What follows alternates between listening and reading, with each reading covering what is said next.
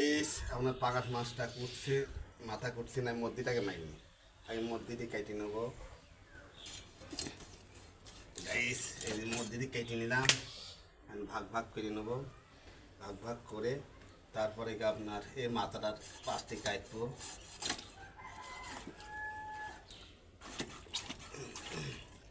মধ্যে দেখে এটা খুব মাছে খুব চর্বি,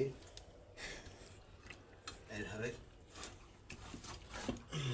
না কাটলে একটু বাইরে নেবেন।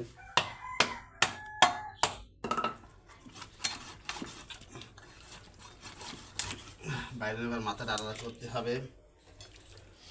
ভিতরে বেগুন আছে ওটা থাকতেই মধ্যে দিয়ে এভাবে কাটতে হবে, ভাগ করতে হবে আলাদা করে নিয়ে।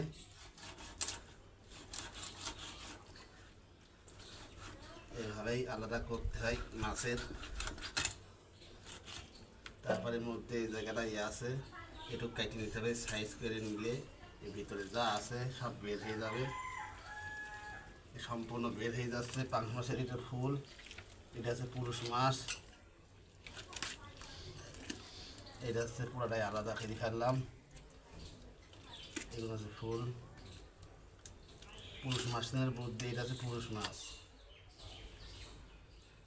তারপরে মধ্যে দিয়ে ফাটতে হবে, মধ্যে দিয়ে ফাইড়ে নিয়ে মধ্যে দিয়ে ফাড়ার পরে তারপরে এইভাবে সাইজ করে নিতে হবে মাছ। এভাবে আলাদা আলাদা করে সাইজ করে নিতে হবে মাছ। মাছের সাইজটা হয়ে গেছে সুন্দর করে।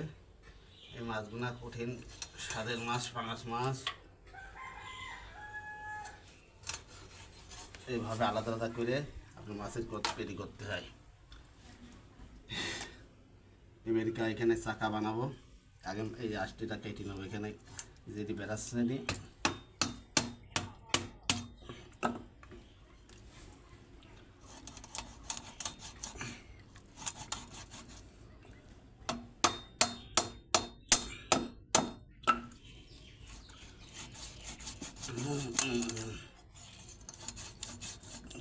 দড়ির দিকে 3 মিনিট সাইজ করে মাছটা কাটতে হবে।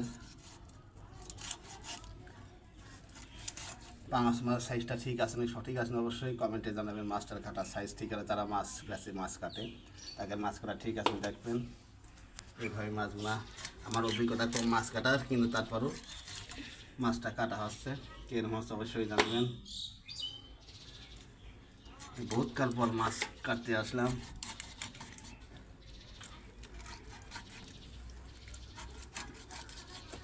তিন মিনিট না, এভাবে মাছ